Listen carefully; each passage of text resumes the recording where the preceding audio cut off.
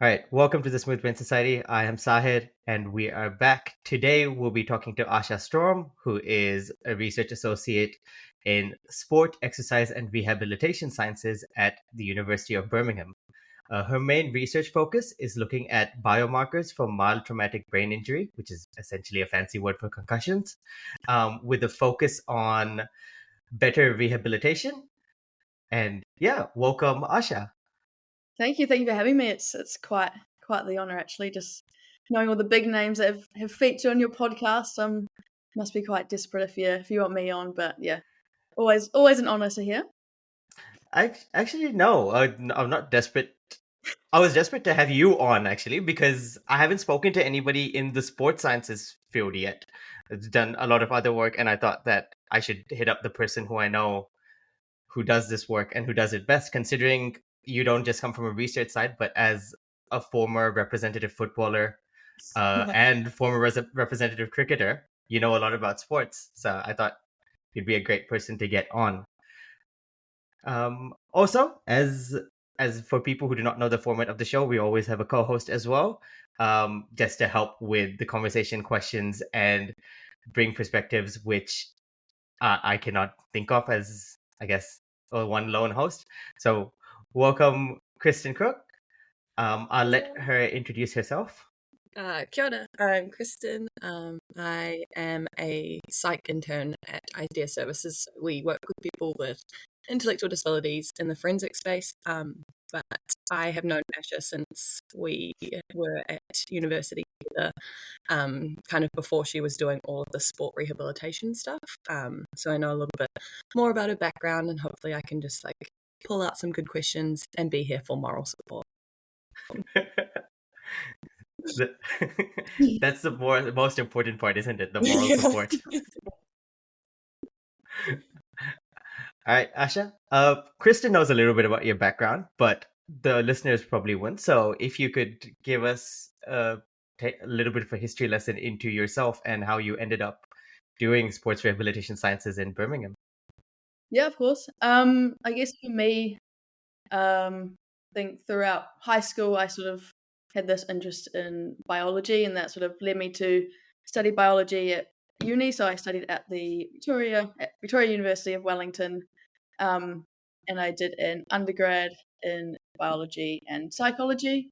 Throughout my studies, I sort of learnt that sort of other sort of aspect of psychology, which is sort of neuroscience and looking at the brain, and I sort of alongside biology, I guess my love and interest for, I guess, the brain, how the brain functions at sort of a molecular level, to how sort of it, I guess, contributes to certain behavior and cognitions. That sort of just developed as the years went on, and that led me to apply for a master's and do a master's in cognitive and behavioral neuroscience at Vic Uni. So that was a 2-year program where the first year sort of allowed me to get a taste for different, I guess, projects. So you could work on a couple of projects throughout the year, and then also just doing different coursework which sort of introduced different sort of methods of studying human behavior and cognition. And I sort of fell in love with the idea of just learning about different pathologies and working with people that have sort of brain damage, and sort of, what happens when a certain region of the brain is damaged, and what it sort of leads to, and then how that can sort of contribute to how they are then treated and things like that. So I did a master's with Dr. Carolyn Wilshire, who's also featured on this podcast, sort of looking at stroke patients and tumor patients that have specific damage, and sort of how that affects their cognition and behavior and things like that. So yeah, absolutely love that, working with people and learning about the brain and how brain pathology sort of can interrupt normal functioning. And then when I was sort of at the end of my master's, I sort of didn't know what I wanted to do in life, essentially. I had been studying forever, pretty much. Sort of wanted to continue in my field because I just loved it, loved learning, but didn't necessarily want to commit to a PhD at the time. also wanted to travel and live my life. So luckily, I've got a British passport, so I thought, you know what, there's it seems like there's more opportunities over here, sort of career-wise, and also to travel. So I just searched up neuroscience jobs UK. Didn't specifically scout out Birmingham, but blessing in disguise, I think. And sort of found this job, which on paper was pretty perfect for me because it sort of makes my studies and sort of neuroscience, but also my passion in sport and concussion. I guess it was a subject that's close to home as well. So it just sort of worked out for me. And then they wanted me. So a couple of months later, I was pretty much on the plane and never looked back. Very But nice. Although I don't know how many people will call Birmingham a blessing in disguise. I think it's great. Like it's just another city, right? And everywhere has their nice places and not so nice places, and it's quite central. And compared to London, I think I'd rather live in Birmingham just because I don't know. And there seems to be a small bubble of New Zealanders as well here, so it's been even better. Okay. So you also mentioned before we started that your supervisor there is also a Kiwi. You literally said that a small group of New Zealanders. Yeah. So what are you and your Kiwi boss doing when we talk about concussion and traumatic brain injury? So if you could give us a little overview. Yeah, of course. So at the moment, I guess my main job, the reason why I'm employed, is a massive project called MTBI Predict, and it's basically this big study, I guess, trying to identify certain biomarkers of concussion. So I guess a biomarker is sort of this sort of natural characteristic, I guess, naturally occurring characteristic that can sort of identify certain pathologies in the brain. So it's, yeah, I guess I don't know, hang on, I'm going to pause and think a bit more.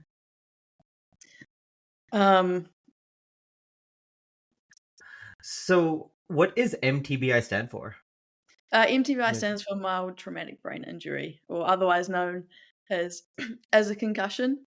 And what it is, it's sort of it's a brain injury, right? And I think that's where a lot of people might not actually, I think concussion is sort of just people just think, oh, okay, you hit your head, you have a headache for a bit, but people don't really understand it's actually injuring your brain. And what actually happens is that it's sort of caused by either direct or indirect sort of blow or collision to the head, typically, say in sport, car accidents, things like that. And what happens is that it's sort of this has a rapid acceleration, deceleration force, which makes the brain move and rotate inside the skull. And what that does, it causes neurons to stretch, and it has this like shearing effect. So the membrane of like the axonal membrane stretches, and that sort of I guess generates a sort of metabolic cascade of different effects and sort of impacts normal brain functioning. So I think like a lot of people don't understand that your brain is actually damaged. So yes, people might feel a certain way, but that's actually caused by this sort of structural damage, which sort of generates a cascade of metabolic effects, which is why people sort of have a sort of really diffuse range of symptoms as well, because it's a very generalized injury, so it can affect systems rather than sort of a local area of the brain. So it's I think that's I'm glad that you kind of broke that down, because you're right, I feel like there is a misconception on kind of what a concussion is and what it actually does to your brain. And I've seen people like family, friends and stuff who have had concussions, and they do vary a lot in kind of how long they have to recover. So yeah, kind of like in your job, do you get to see a lot of people with like varying degrees of concussion symptoms, or what are you currently doing at university? while you're working. So should I sort of go into, I guess, what the study looks like and the structure and things like that? So there's Yeah, yes. yeah, that's Yeah. So the project is sort of, the idea of it is to follow patients with MTBI over a 2-year period. So it's a longitudinal study that we're doing. And what happens is sort of a patient can be recruited either through A&E. We're also funded by the DoD, so we have like a clinician, so we get recruits through there, and they come into the study. They can either come in after sort of around, like initially, sort of around between 0 to 7 days, although it's unlikely that we haven't been able to get people straight away. So they can either come in at 7 days, and then 21 days, or 3 months. And what they do, they have like a medical screening with our clinician, and then they sort of are recruited and consented and register for the study. And then from there, they have the clinical days, which is, I guess, my main job, where they come in and they have a whole battery of tests. So at the moment, everything, I guess, you think of that's associated with concussion, there's a test for. So we've got 9 different work streams that we have, which include like we've got a headache work stream, mental health, imaging, biofluids, cerebral physiology, which is my work stream, sleep, vestibular, and cognition. So in these days, they come in and they have biofluids done, so blood samples, saliva. Then they have about an hour of vision testing and about an hour of vestibular testing. And they pretty much are with me for the rest of the day doing different sort of cerebral physiology. So we have a few different methods that sort of test aspects of people's brain physiology. And then after that, they're also, they get a Garmin watch, they have an app, and they have like daily daily headache diaries to fill out, daily sleep diaries, a bunch of cognitive tests that they do. For the first 3 months, they have saliva swabs that they have to do. So it's a very sort of full-on study. But at the moment, because it's this area in terms of like biomarkers of concussion is so sort of unknown, it's we're sort of throwing the kitchen sink at it essentially. But as well as our patients, we also have variability studies that we're doing. So we have one with healthy controls and one with our patients as well, where we sort of identify markers that are showing reliable measures across their 4 visits. And then so from there, we can sort of see which sort of markers are going to be reliable biomarkers of concussion, or have more potential rather. We can sort of, I guess, get rid of the markers that are sort of not really showing a lot, and keep the ones that are. That's super cool. Seems like you said, throwing the kitchen sink at it. I wanted to sort of take a few steps back and ask a bit about sort of the timelines, because you said you're looking, I guess, across at least across 3 months to 2 years is what you said. The whole thing, you'd follow a patient across 2 years. So am I right to assume that quite a few of the concussions which you're looking at, you're hoping that they're quite serious in the sense that they last for 2 years in terms of things? Or how do you sort of differentiate between a minor head bang and like the concussion you're after, and then what a major traumatic brain injury would be like? I guess we we're not we don't want people to have symptoms, I guess, over 2 years, but with mild traumatic brain injury, I guess you don't have to lose consciousness, whereas a more severe brain injury sort of lose consciousness, and they were sort of undergoing other sort of treatment. But it has to be a diagnosed MTBI. So I guess we're not expecting these people to necessarily have ongoing symptoms, but we do have people, like at the moment we're sort of having patients come in for their 3 months, 6 months follow-ups, and some are actually still experiencing headaches and other symptoms like that. So it's sort of not on the severe side, but it's still, I guess, impacting, I guess, normal functioning. But I can guess it'll be kind of good to go into why potentially these people are sort of still experiencing symptoms. And I guess that's sort of the rationale behind our studies, I guess, with a concussion, because it's an actual physiological, like, brain. Let me restart that. Because it is actually brain damage. There's sort of, I guess, you need to consider two sort of types of recovery. And that is your sort of subjective recovery. So that's your symptoms. Are people still getting headaches, still feeling nauseous, feeling dizzy, sort of more sensitive to light, noise, things like that. That's really important, obviously, to know subjectively how people are feeling. But then it's physiologically, if they're not 100%, that's sort of the danger area.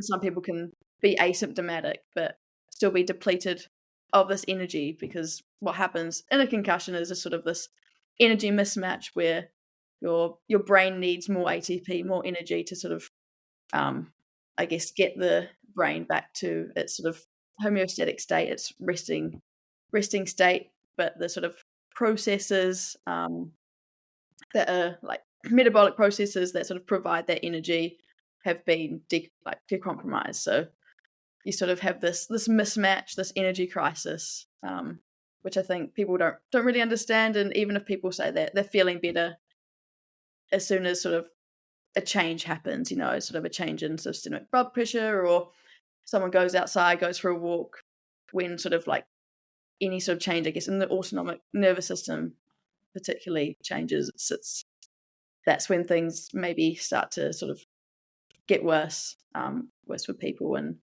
that's why it's important, I guess, to sort of have these objective biomarkers to sort of identify if someone is still depleted physiologically, which is, I guess, what we're trying to do. And it's quite an unknown, well, not as well researched, because at the moment the typical diagnosis of concussions are sort of more that symptom testing, which is really important, obviously, but it's we just need to have that more objective measures, which is really important. Currently, there are sort of objective measures, or like more objective ways to test this, and you have like your physical exertion testing. So, for example, like a buffalo test, where people sort of gradually increase the intensity of exercise until they sort of start to feel symptomatic. But I guess that needs to be, the problem is it needs to be challenging enough to sort of, and sensitive enough to pick up certain deficits. And you do have objective baseline testing, so things like the SCAT, which is used in sport, but a lot of the time it's also very subjective. So it's a lot of sort of symptoms and like cognition. And the problem with that is, there's no baseline, if there's no sort of pre-injury sort of measures, it's hard to sort of compare, because I guess human variability, right? Like someone just might have poor memory, and just because they sort of didn't do well at a certain memory test on the SCAT doesn't mean that they are still concussed. It just could mean that's just their baseline level. So I guess that's the problem, is the lack of baseline measures with things like the SCAT and other sort of clinical tools used to diagnose concussion. Yeah, wow. Really like you. I was thinking of so many questions, and you answered them, which is amazing. I think it's nice to hear you talk about the brain and the body connection when you talk about concussion and the symptoms. I think, especially in kind of the neuropsych space, that's something that we really we know a lot of, and it's taught throughout that kind of course. And I think that's kind of missed in kind of people who don't know a lot about neuropsych, kind of that how important that brain body connection is. And it's cool to hear that you're trying to look at the tests that kind of measure, the deficits in both areas. I did have one question, which is also kind of jumping a little bit back, but you said for some of them, they come in and they do a blood test and they do a saliva test. Can you tell me a little bit more about the relevance of the saliva testing? Because I've never really heard of that in terms of kind of like a concussion study. Yeah. So I guess the biofluids, I'm not really like in terms of the research and stuff. That's not really my field. But with the saliva test, all they do is a saliva swab, and there are certain, I guess, markers in that sort of have shown up in the past. We actually did. So I'm sort of jumping ship. We actually did and are doing, but I'm sort of less involved this year because I'm too busy with this current project. But another sort of side project that we have been working on at University of Birmingham is sort of with the sports team. So we've got a concussion clinic where we've got rugby players, well, not just rugby players, but UOB sport teams that sort of have agreed to, well, a concussion clinic available for sports teams rather. And what we've set up is sort of blood and saliva testing. So we're working with, we've been working with Marker Health, which have done a few studies around concussion, and they've come up with the saliva swab test, which sort of has picks up certain, I guess, biomarkers. So they're sort of helping us, and we're helping them essentially. So they come into this clinic, they see a clinician, and I guess that's sort of, they get an idea of their return to play procedure, blah, blah, blah. And then we sort of have jumped in and said, would you be, happy to take a saliva and blood test? And we sort of look at, I guess, certain like protein levels in the blood and saliva, and then initially, and then when they're sort of declared and are clinically like able to return to play and see like the differences. So that was a really, really neat thing that we've set up. And like I said, I'm sort of not as involved this year in that, but I think it's going to be quite a good setup. And I think a lot of the research as well, and sort of that area and like the saliva swab sort of areas, that's only really been done in males because females have hormones and are difficult. And so what we've done this year, I guess we've been a bit more organized and sort of have set up baseline testing, because like I said before, it's like important to have your baseline, know where you're like pre-concussion as well as during concussion and afterwards. So I can't really say a lot about sort of the specific biomarkers of the saliva stuff, but essentially it's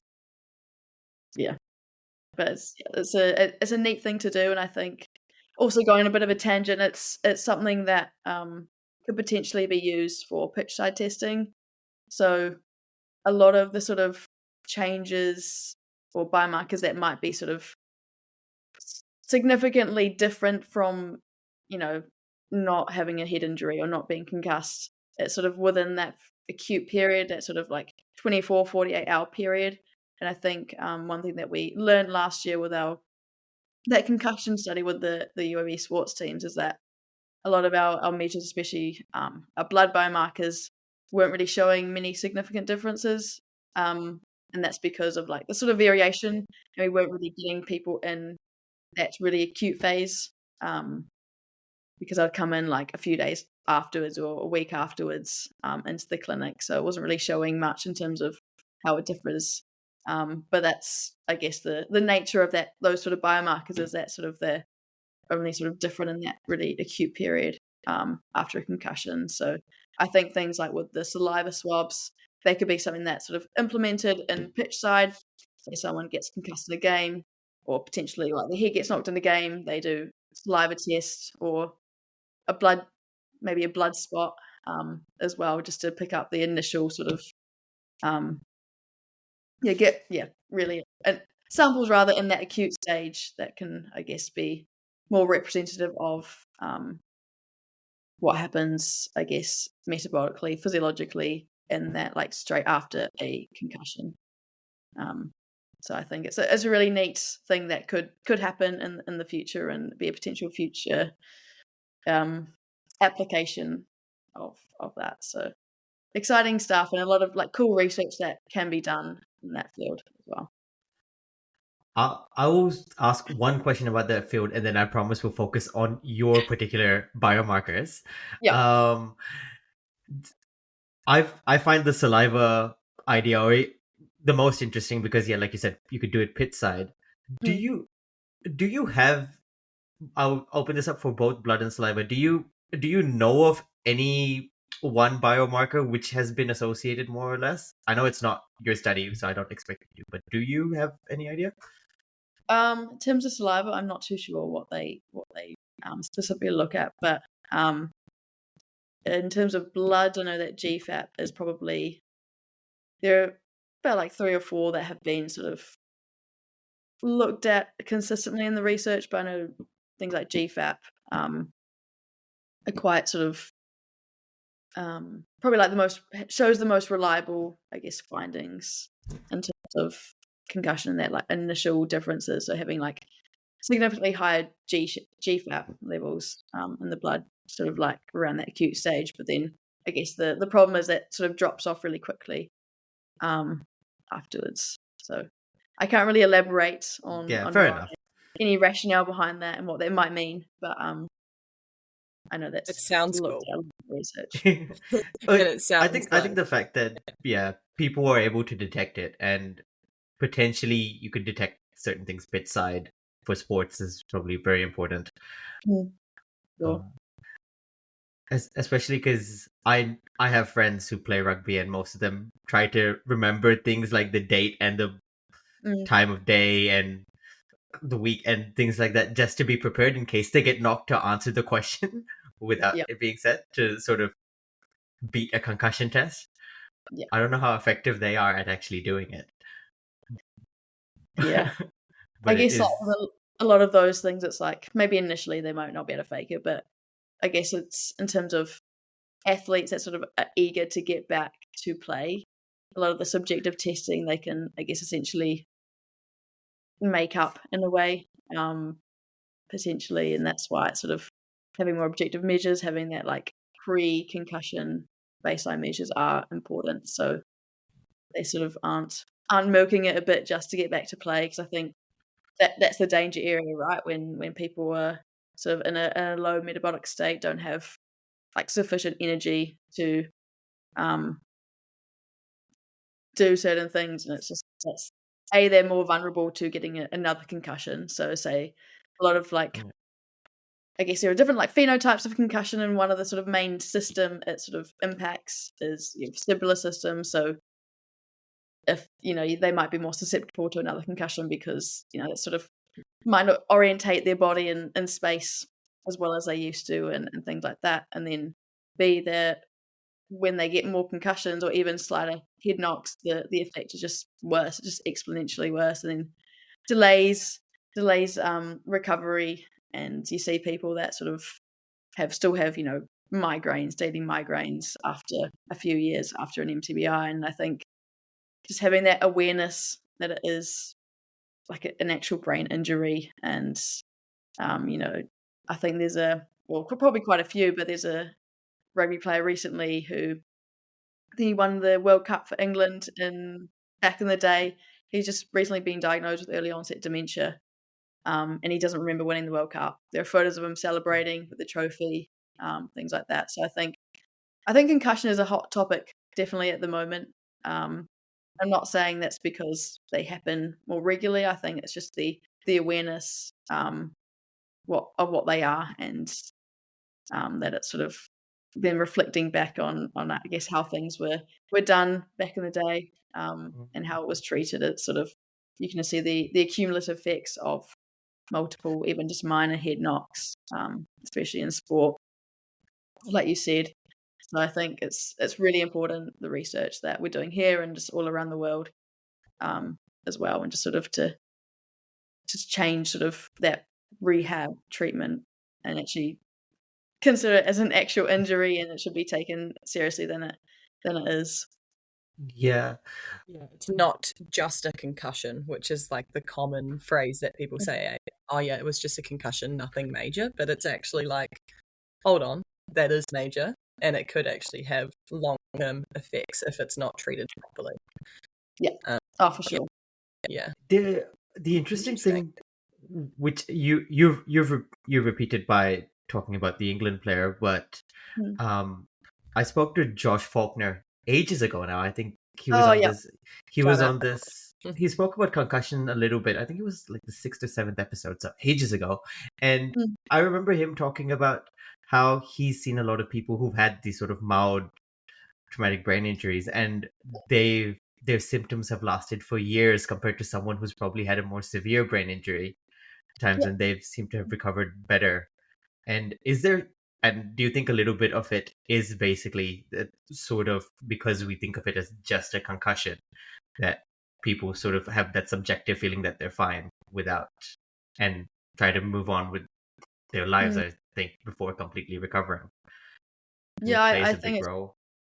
I think it's definitely a big part of it is that sort of lack of awareness of what a concussion is. And even if people are feeling like slightly off, just slightly not themselves, and they just sort of, we get I've had people that have come into the clinic and they've gone to A&E, they've been told to drink water and have a Panadol and go home, and it's just sort of, but with I guess a more severe brain injury, you have obvious lack of consciousness, but whereas a MTBI, you don't need that. And I think it's just definitely the lack of awareness. And even if you're not concussed, but you have a bad head knock, you should still, I guess, treat it as if you did have a concussion, and just be more aware of how you're feeling and just taking it easy. But yeah, I definitely think it's that lack of awareness of what it actually is, and that if it's not treated right, because at the end of the day, people are human. You're not going to stop them, playing sport or walking into a pole or doing silly things and hitting their head. It's sort of not the eye, we're not going to prevent. We're not here to prevent concussions. We're just, I guess, it's just more about the treatment, and it's that sort of phase. If it's not treated right, appropriately, then it's just going to get worse. And you see that with these people coming out years later and having early onset dementia and other sort of neurological degenerative diseases that sort of have been, I guess, associated with concussions in the past. Yeah, Parkinson's has been associated with concussions a lot. Well, in boxers, you see a lot of. Well, Muhammad Ali's the famous one, but yeah, I think Beth Facer from Liverpool she spoke about Parkinson's and found, and was just mentioned that you see a lot of early onset Parkinson's in boxers. Yeah. But I assume you could take the same thing to other sports as well, although MMA is relatively recent. Mm. I assume you could. Yeah, there's a lot of The same research logic. that was sort of you see around boxers. So when someone says they do boxing, I just sort of be careful. But, yeah. Sorry. So and I think. Oh. Yeah. Sorry. No, you go. Cut that out.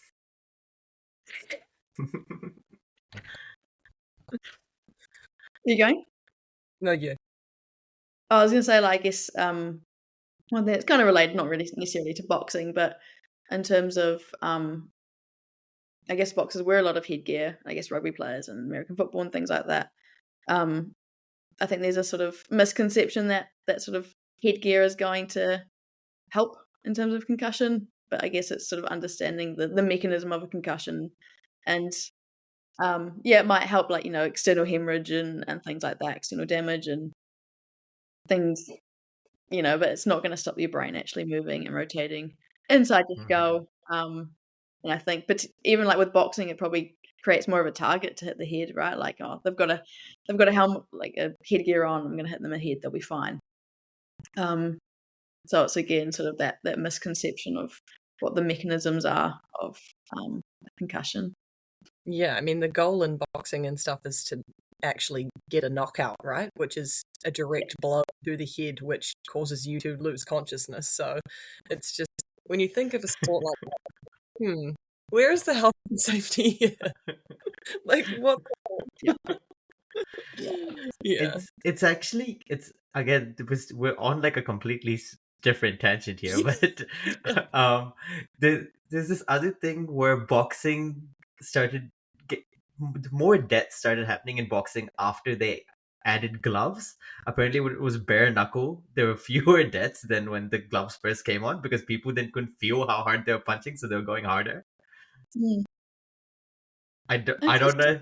I don't know if this is 100% true, but I've heard this a couple times, and I've heard it enough times from enough people to make it feel like it's real.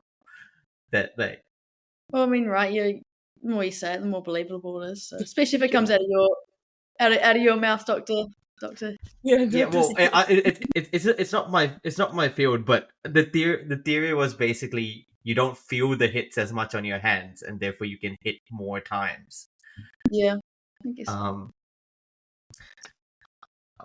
all right, let's move back onto your work, and let's talk Okay. about the actual stuff you're doing on the project because, like you said, it's a big project, multiple areas. But what's your specific area?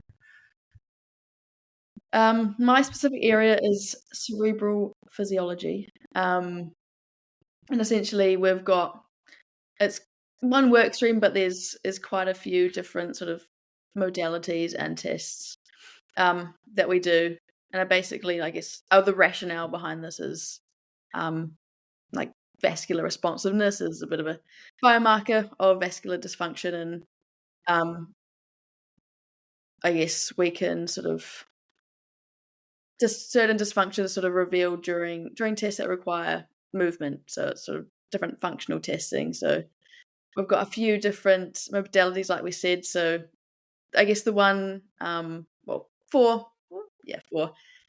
We have EEG.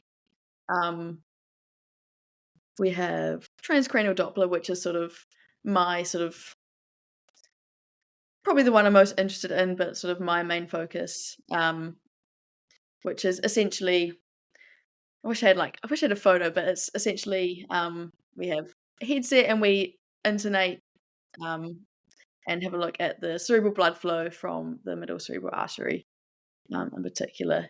And I'll get into cerebral blood flow after I've done the spiel. But we have EEG, we have transcranial Doppler, we have NIRS or near infrared spectroscopy, and we have transcranial magnetic stimulation or DMS. So within those, we have different, I guess, more specific biomarkers that within the research has sort of revealed sort of dysfunctions in mild traumatic brain injury.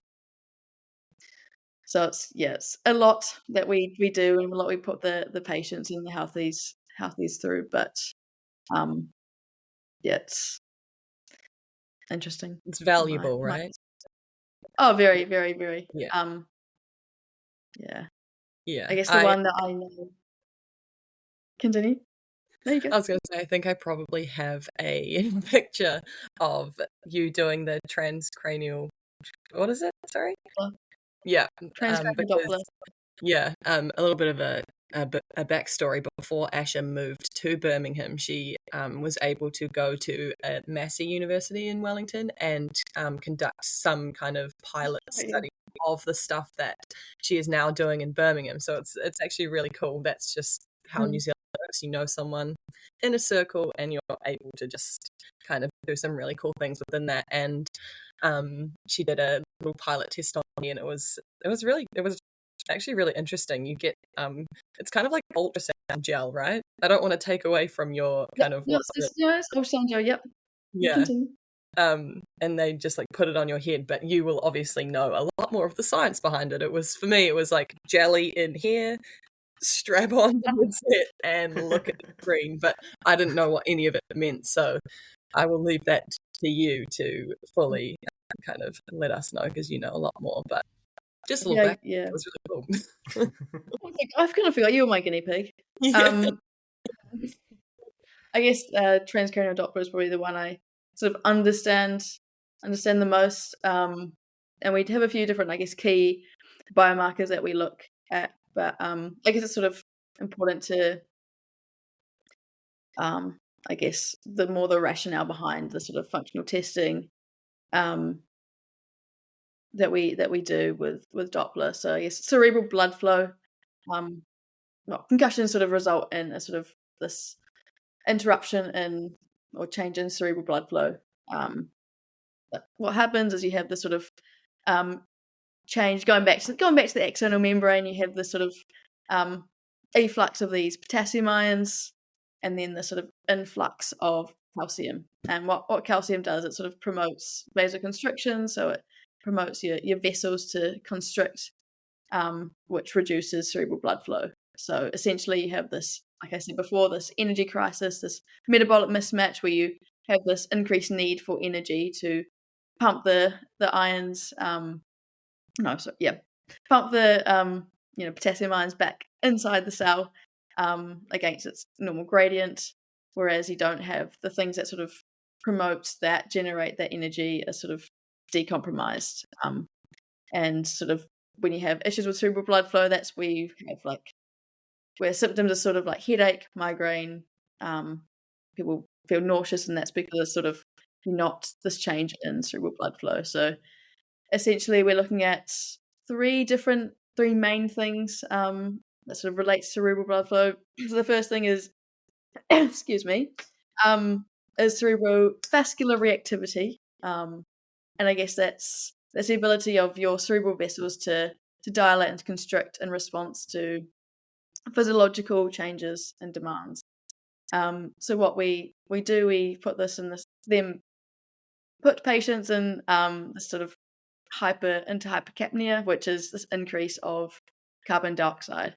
And what is seen there is sort of your blood vessel should change in a way that increases oxygen, so increases blood flow. Whereas in research, patients with MTBI sort of have this, I guess, decreased or diminished change. So they don't see, I guess, they don't have sufficient blood flow into certain areas, and that's why they have things like headaches and other symptoms, because of this sort of insufficient amount of cerebral blood flow, this insufficient amount of oxygen going to areas that they sort of need after sort of a change in stimulus. That's sort of like the main thing. I just wanted to ask, how do you do it? How do you sort of get your patients or participants into a condition where you increase the carbon dioxide so that they have to sort of have to sort of like get more like what the practicality is. Yeah, so we set the Doppler up. So like Kristen said, you've got this really cool fancy looking headset with these two ultrasound probes, and we find the signal from the middle cerebral artery. So that's just the main artery that supplies oxygenated blood to the brain. And we get them to do this, we call it a gas challenge, essentially. And they have this mouthpiece. It's kind of like what you use. I don't know if you've been snorkeling, but put this mouthpiece in. The mouthpiece is attached to two tubes. So, and one of the tubes, well, you've got in tube and out tube. The inhale tube, and I don't know why it's.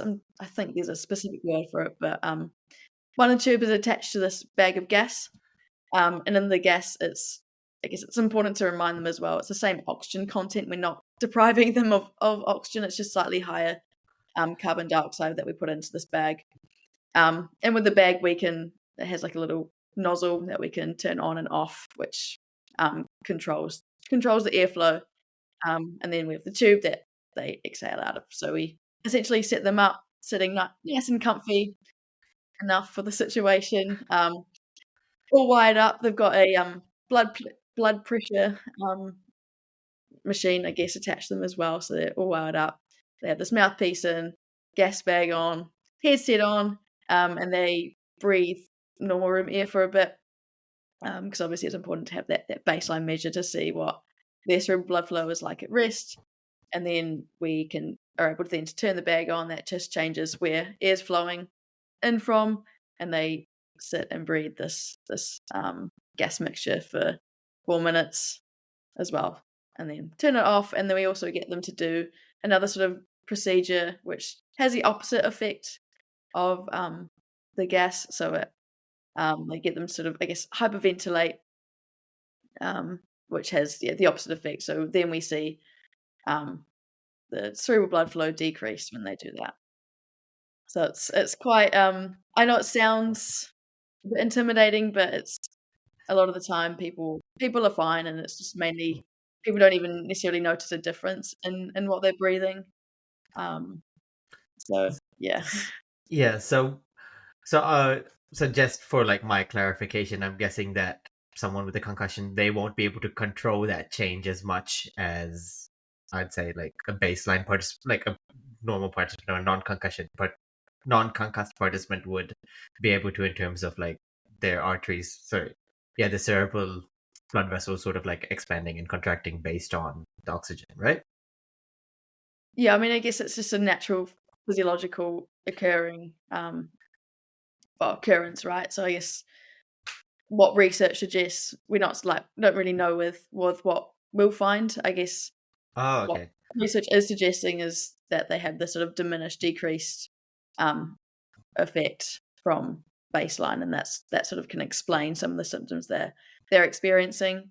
I guess with a lot of the research that we're doing, it's very exploratory in terms of there's not a lot of research out there, so it's also why it's quite cool and quite exciting what we're doing, because a lot of the things are sort of unknown, and there's only like I guess limited research compared to other fields as to what we might see, and we're doing on that. Well, like one of the reasons why we're doing other variability studies is just to sort of narrow down which biomarkers do show potential in finding which biomarkers have potential and are reliable, showing like the variance in healthy controls, because some of our measures we don't really know what normal looks like.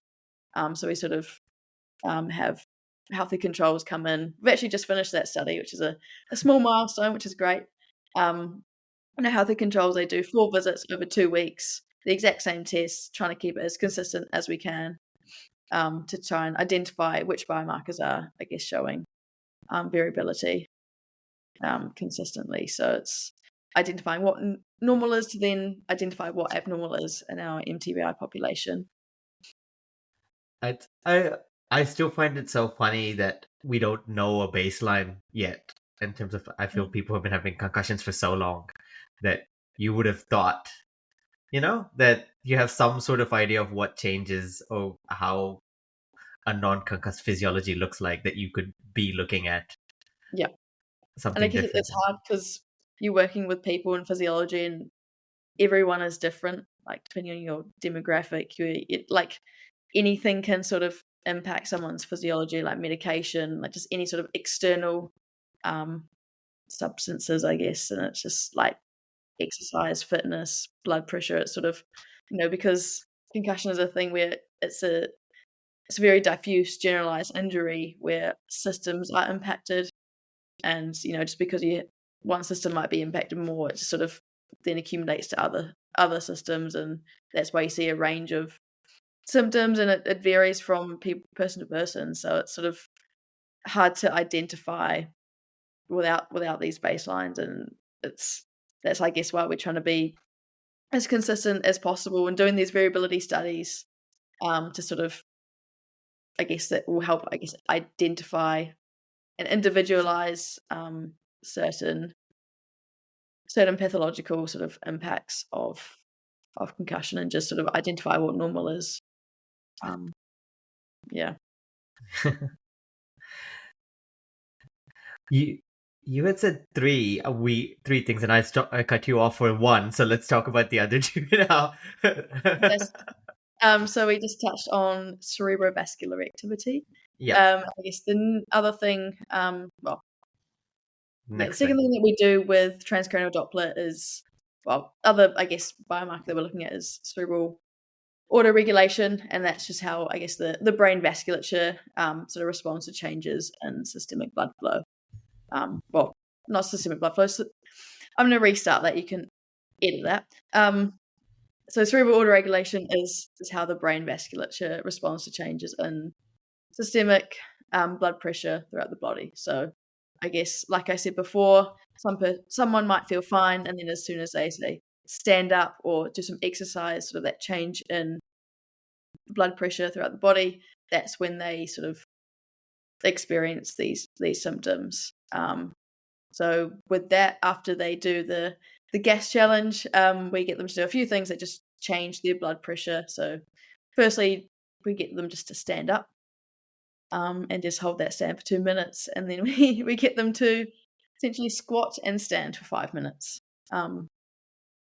So I do it alongside with them because I'm not going to make them do anything that I like. I'm not going to make them squat for 5 minutes without doing it. About time I had the exercise too. So yeah, again with the cerebral autoregulation, I guess that's more of an exploratory, secondary outcome that we're looking at. But I guess research suggests that it's sort of you have a delayed response in terms of when there's a change of blood pressure, there's sort of a delayed response in terms of getting the changes in cerebral blood flow. So they're not getting sufficient blood flow, and these changes aren't happening as they should to sort of combat that change in blood pressure, and I guess that's why you get these other symptoms as well, because it's just not I guess there's still that mismatch.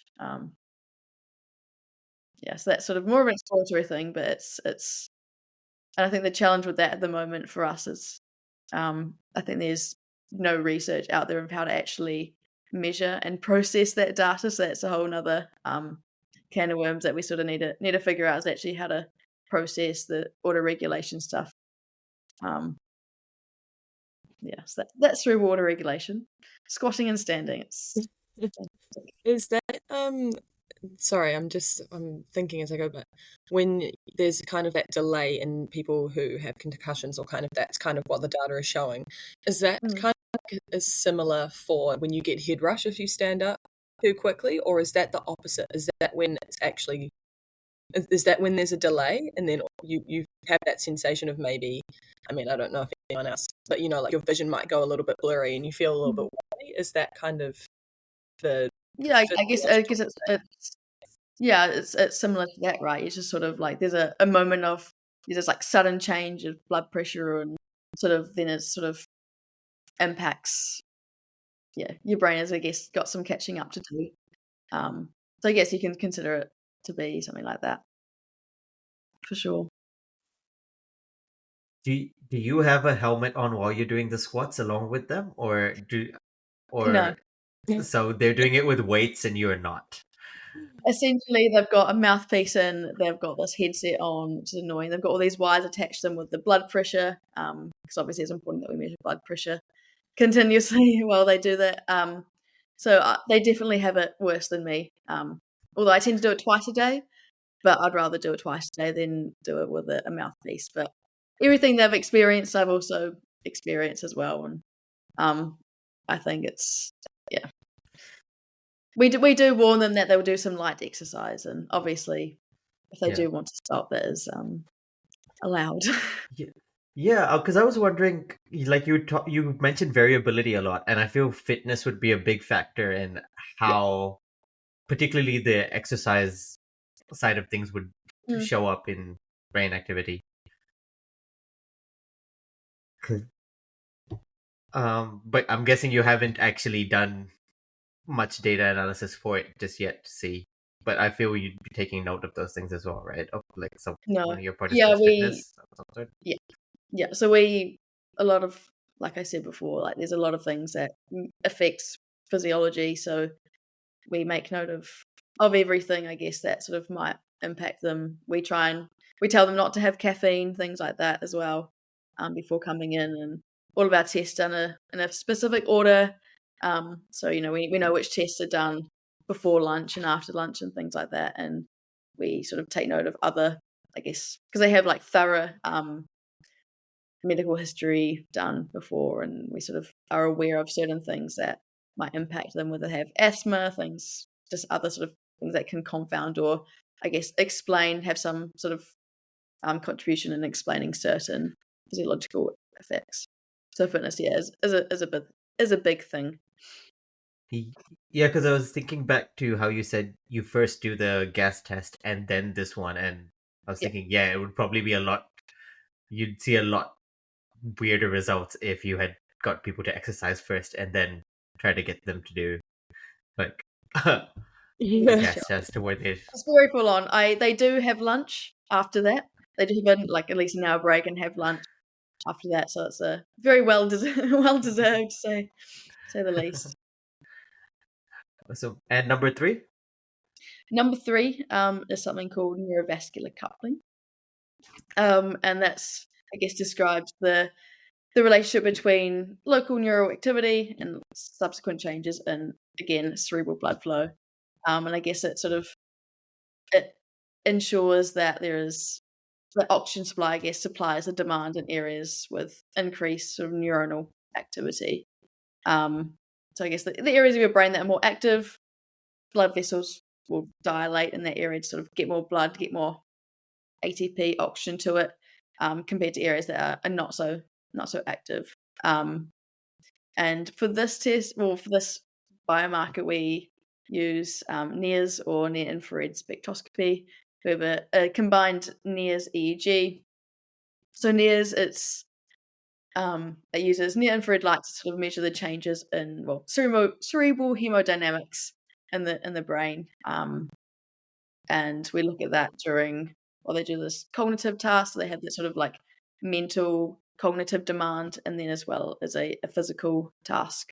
And alongside NIRS, we also do EEG as well. So that looks, I guess, like the electrical changes in frequencies of like certain like alpha waves in the brain. And we sort of, I don't really know a lot. I think we're working with, I think a good thing is that the study's so big is that we have a lot of resources, a lot of people that are sort of helping us out. And so the NIRS, EEG, neurovascular coupling, that's, again, not a primary outcome, but it's sort of an area where I'm less sort of up to date with that research. But it's sort of this really interesting, I guess, biomarker that could potentially show certain things after concussion, because if, I guess, certain areas are more active but it's not getting sufficient blood flow again, it's sort of a cool to look at, I guess, the two different modalities and compare more sort of a spatial measure with a temporal measure. And I guess we have ideas of potentially combining that with Doppler as well, so you have that, again, more spatial measure of where things are happening. And then I guess the others would, in terms of like the time over doing different tasks. So it's quite complicated. I don't know enough about it, unfortunately, but it's I think it's just something that we're all the team is just trying to work out, and how we can, I guess, use that and do different, I guess, functional tests that with these different modalities. So I guess we have a lot of resources over here, so it's quite cool, and yeah, very exciting. Watch the space, I think. Yeah, that is awesome. I think, yeah, so the transcranial Doppler. Doppler, I keep getting the name. Is that kind of the primary outcome, which is what you're working on in terms of kind of like the biomarkers? Out of the 3, would you say that one is kind of the main one for gathering evidence, or gathering the kind of so I guess our primary outcomes are with our cerebral vascular reactivity, so that's with Doppler. Autoregulation, which is less so of a primary outcome, but it's still yeah. So let me restate that. So we have cerebral vascular activity, which is Doppler.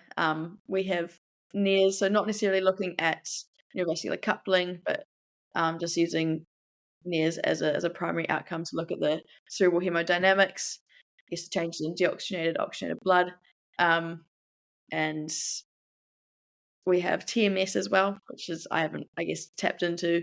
So transcranial magnetic stimulation, and with that one we're looking at the cortical silent period,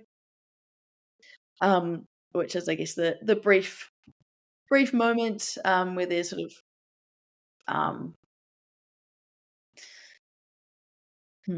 let me restate that. Should I might explain. Yeah, okay. Cut all of that out. Wait, do you want to start from like the start of Kristen's question then? Because then, yeah, maybe. Yeah, so I guess we have cerebral vascular reactivity, the main one with our Doppler. We're also looking not necessarily the neurovascular coupling, but we're using NERS to look at the cerebral hemodynamics, so the change in oxygenated, deoxygenated blood. And then we also have transcranial magnetic stimulation, or TMS, which I mentioned earlier. But in that one, we sort of, I might explain what TMS is. So I guess it's this magnetic coil, and we're able to stimulate using this magnetic coil parts of the brain and sort of excite or briefly changes the electrical signaling in the brain. So what we do, we find a particular hotspot, I guess we call it, over the motor cortex, which because of the signaling pathways, we can activate a little muscle in their hand. And with that one, we're looking at the cortical silent period. So what we do, we get obviously resting measures, and then we get them to contract slightly when they're contracting, when we zap them. It's totally safe, by the way. Just feels like a flick on the head. But yeah, totally safe, this procedure. We're not exactly zapping them. But when we zap them, when they're contracting, they have their initial response, and then there's a sort of like period, very, very brief period, with not zero electrical activity, but almost zero electrical activity, and that's called the cortical silent period. And there's some research that suggests that there's some sort of delay in that signaling pathway. And so people after a traumatic brain injury might have maybe a slightly longer cortical silent period. But that one, the research is a bit quite variable with that. So it'll be interesting to see whether after we've processed our data, if we actually keep that in the protocol or not. But yeah, that's an interesting one. I think the patients and the participants we get in enjoy that one the most, because their hands moving and they're not telling it to. So it's quite cool. That's all. Honestly, I find that fascinating. But I've studied it, but just hearing you say it as part of your research is just like, that is so cool that there is tools out there that can do that. And I think it's crazy. Nah, TMS brought up an interesting thing, which I'm not sure you know the answer to this, but I still want to ask it. Because I know TMS only really works on the outer parts of the brain. In terms of like the outer cortical areas of the brain, you sort of zap it, and certain functions are kind of stopped in the sense for a little period of time. But do concussions happen further inside the brain? Like I know, again, concussions are generally external knocks, but can you see damage further inside the brain as well due to the twisting? It's like structurally, no. Like that's another thing. Like a lot of, it's not like necessarily used as its own diagnostic tool, but people often get CT scans and fMRI scans, and a lot of the time that doesn't show much structurally, because the damage is actually at the very molecular level. Like I said, the influx and efflux of these ions that sort of creates this metabolic cascade effect. So structurally, you don't really see the damage. So in terms of concussion, yes, it's sort of internal, very internal, and I think that's sort of, again, the problem and why we sort of are doing this study is to find that sort of those more specific like physiological biomarkers, essentially, that can sort of help us identify the most, I guess, common disabling sequelae of MTBI. So yeah, to answer your question, you can't really see much structural damage, even though there is damage inside the cell. And a lot of the time, like your brain cells, it doesn't really cause brain cell death, but it does disrupt their normal functioning. So, and it does recover. I think it's important to know, like, people do recover from this as well. It's not, going to, I don't know. Yeah, one concussion doesn't end it, kind of. Yeah, it doesn't end anything, I guess. It's just that accumulation if it's not treated. Yeah. Awesome. you segued that very well into the question which I wanted to ask, which is about treatment now. Yep. So you're looking for all these biomarkers. Some Yep. have not been studied at all. Some you have some indication of, like the saliva and blood, as you said. But what does this mean for treatments? Because I still feel that it's very hard to treat something internal inside the brain. So yeah, what does it mean for rehab and treatment?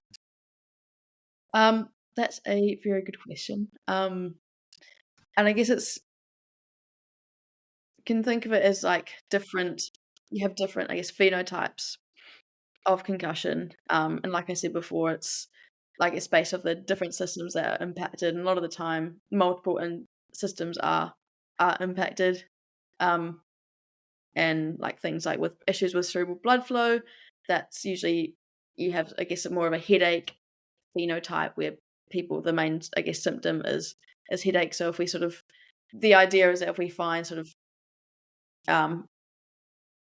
these, I guess, deficits in cerebral blood flow, for example, then we can can explain or help explain certain symptoms, but then B, we can treatment can be based off what people are feeling. So if we do find deficits in physiological biomarkers, it's like, okay, we know this person is not right 100%. We shouldn't rush them into returning to sport, returning to their normal daily functioning. And then again, it's important that treatment is I think people get the idea is like when you get concussed, you should just rest completely. And I fully agree. Like for the first, that acute period, you should be, resting completely and have, I guess, a little stimulation. But it's important to, I guess, expose people to certain things that can trigger symptoms, not to a point where they're, debilitated. And, we're not going to, not debilitated, but to a certain extent, right? Because that exposure to doing certain things will actually improve. For example, exercise, like it's important that people actually exercise gradually and to the right level. But one of the main, I guess, phenotypes or types of concussion is anxiety, and that's essentially this increase or overactivation of the sympathetic nervous system, and that causes people to be in this fight flight state where I guess that's why they have trouble concentrating, things like that. They're I guess not their normal selves. They have this high level of cortisol, and they're always kind of in this stress state. And things like exercise, which actually activates the parasympathetic nervous system, helps with that. So I think again, this could be a misconception that doing exercise is bad, but it's actually good in introducing it earlier and in the right ways. Obviously, you don't want to overexert that, but doing it in the right ways, gradually, the right sort of exercise actually helps with that that balance between the two branches of the autonomic nervous system. So I think identifying where there are certain deficits in someone's physiology, just identifies that okay, this person is not right physiologically, we shouldn't rush them into certain things, but could identify more specific stuff like I guess doing things or introducing exercise that might be more specific. Say if they've got a lot of vestibular problems, doing exercise that challenges that system, and then from then it can actually learn and get better and improve. And I guess that's more specific targeted treatment that ideally would help people recover better. So it's not about actually not using certain systems that are impaired or decompromised. It's actually challenging them to a certain level that actually helps them and helps the individual. And like I said, the things like exercise, when it's introduced earlier, people have better outcomes overall. Super interesting. I'm just going to go back over some of the points that stood out. The relation between anxiety and concussion. I think that's super interesting. And I I really like that, there's that really fine balance between the parasympathetic and the sympathetic nervous system, right? Where, the anxiety is correlated with kind of concussion. Not doing exercise is for sure kind of within concussion, or that, when you think about concussion coming from someone who doesn't do concussion studies, it's like, okay, you have to rest.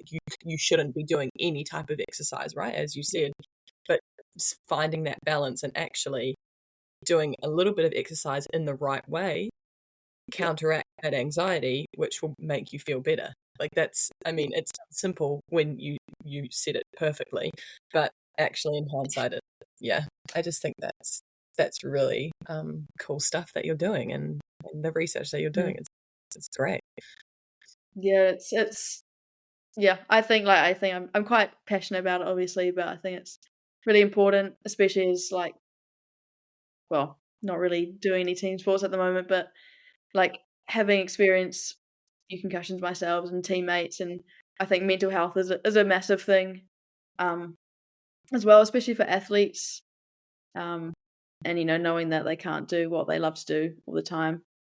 It's sort of like that mental health is sort of impacts them a lot when they're concussed and they can't do anything. So I guess it's sort of understanding that being having a concussion actually impairs that, and it's sort of why saying, I guess, gradually to exercise and stuff, it's quite positive for them, but also to know that to not rush into it, and it's really refreshing to hear. I've had a few, obviously I love to chat to the patients and say I've had a few say I'm just gonna make sure that I'm actually feeling okay and stuff. I'm not gonna rush into sport. It's really refreshing to hear that, and I think that awareness is finally getting to people. I guess getting across, right, that it's important, because otherwise, if you don't have the right recovery, these athletes their careers are just going to end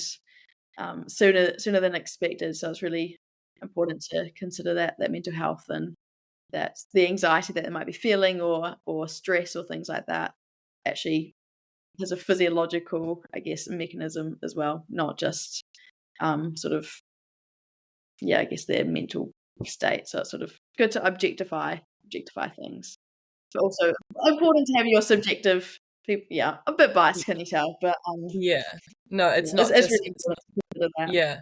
Yeah, and it's not just a case of I'm not playing the sport, which I'm really passionate about, so that's causing is causing me to feel anxious thinking about when I'm going to get back into the sport, if this kind of changes the projection of my career. It's actually more of a if you've been concussed, it's not just that, it's actually the physiological things going on in your brain related to that concussion is contributing to that feeling. So it's I feel like that just puts an emphasis on the importance of your research, and how concussion shouldn't just be concussion. There's so many trickle down effects that it has on your mental state, your physiological state. That just pushes the importance of the research that you're doing, for sure. Oh, for sure, yeah. Like I said, it's just really, really important just to have that, I guess, basic understanding of what the injury actually is, and that it's okay to feel certain ways, even if you feel slightly off. It's fine. It's okay. It's just sort of, and that people will get better as well, I think. For sure. I quite enjoyed the specificity part of it for your treatments, because I'm thinking back to when I had a couple pretty big concussions, and I remember sort of, because at the same time I was studying at the same time, and I had some exams coming up or something, and I remember them during my rehab process, them trying to get me to get back into focus of being able to study and read a research paper. So it was first okay, read this paragraph, explain it. A few days later, trying to push me a bit more, then trying to push me a bit more by giving me a research paper to read. And it's that same kind of exercise for the thing, but based on what I needed. So we're not just talking about physical exercise, I guess. treatment minds were mental talking about, exercise. like Yeah. working your brain in whichever way is needed, but also like increasing it slowly. Yeah. And And with doing it enough to actually, for it to be sensitive enough to, I guess, for you to learn as well, right? Like yeah. you want to be pushed and challenged, whether it's physically, whether it's mentally. It's you still need the right sort of intensity of stimulus to not overexert you, but also just to challenge your brain to actually learn these things. And okay, like that's how I should function, and just sort of incrementally get better. Yeah, Hopefully, after and then the subjective exposure. aspect of like whoever was working with the people at rehab were basically being like, okay, you are a master's student, so you were able to read so many research papers in a day, so we need to get you to that point. Until then, we don't think that you're ready. So Yeah. um so then, like, I remember them following up like a month or so later, being like, okay, how many papers can you read now in a day? I was like, don't ask me this. But Yeah. I get Fantastic the ability idea. measure. Yeah, but it's a good idea, right? Being because you want to get anybody who's had a concussion, get them back to whatever standard they were performing at before, and now having sort of like biomarkers which you can also look at and be like, okay, they're feeling okay, but actually there's still this little bit left to go. Yeah. I think is a very big thing. Because Um, yeah, a lot of the time, like I experienced this when I've had concussions in the past. Like I might be feeling fine, I might really not have a headache or feel nauseous or dizziness or anything of like I guess the typical symptoms, but I just might be feeling a bit off, might not be able to concentrate for as long, things like that. And yeah, that can be quite subjective. That actually is telling, that's your body telling you something, that you're not quite that you don't quite have the sufficient energy to sort of do things. And yeah, I've talked a lot about sport, and obviously a lot of concussions happen in sport, but just like work, just going to the supermarket, doing daily tasks can be quite challenging for people with concussions, like just sort of that overstimulation, and can trigger these different systems that aren't getting like sufficient energy supply. So like you said, it could be applied to anything. yeah. No. Awesome. In the interest of time as well, Asha, any final things which you wanted to say which we haven't covered about your work? I don't think so. I think I've covered a lot. I've talked a lot. I've probably jumped here and there a lot. Apologies. But no, I think I've got like everything I want to say. I guess it's the importance of what we're doing over here, and the importance of finding more objective biomarkers and understanding what the mechanisms are behind the injury, and that it should be taken as a serious injury that happens, and without the right treatment, then that can just had other detrimental impacts. And I think the more research that is done around concussion, you might start to see other like technologies come in. There are some instrumental mouth guards that are used, and it's like another way to measure, I guess, velocity. So, if, say during a game, it sort of there's a collision and it sort of reaches a threshold of a certain velocity, these people might be checked for a concussion. And again, That's it's cool. really novel technology, and there's no one thing that's just going to say, okay, you have a concussion. It's sort of I guess everything that we're doing just wants to, well, we're trying to find markers that are going to support, I guess, a clinical decision. We're not trying to take over it, because obviously you need a clinical decision at the end of the day, but it's sort of to support, I guess, more evidence into someone's state after hitting their head. So I think there's going to be a few potentially changes to protocols in sport. I know there's some stuff around headers in football, especially at a young age. And I guess, yeah, there's going to be a lot of change, I think, within sport and how it's treated, and new technologies coming in left, right, and centre. And I think New Zealand as well is quite up there in terms of concussion research. So I think, yeah, it'll be interesting for sure, but it'll all add. Whoa, New Zealand has a lot of massive sample size, considering you're born with a rugby ball in your hand. Oh, for sure. And that's probably the main motivation. Hey, we want to play more rugby, but we want to do it safely. So Yeah. how can we do it? Nah, but I used to hear. You always hear this from like the older generation, quote unquote, where it's just like, oh, if you can talk, then you're fine to play. And I'm like, bro, but you can't fill a glass of beer up all the way anymore. Do you really want to say this? I love that that's the objective measure. Yeah. Like I said, like with mild concussions, that's the danger. It's like a lot of the time there's no, obvious loss of consciousness. And Yeah. that's why a lot of people go undetected and untreated, because there's no sort of obvious thing that happens. And that's Yeah. why you might see better outcomes when people have a severe brain injury compared to mild. It's because, okay, they've lost consciousness. We need to, we know what they have, I guess. We know how to do them better. Whereas I guess the accumulation of little concussions goes unnoticed a lot of the time. So, but I don't know if we can change the attitude of the oldies either. Yeah. Set in their ways, but we'll try. Yeah. Yeah, it's like the classic New Zealand kind of, mentality of, oh, she'll be right. I was going to say, she'll be right can only go so far. So Exactly.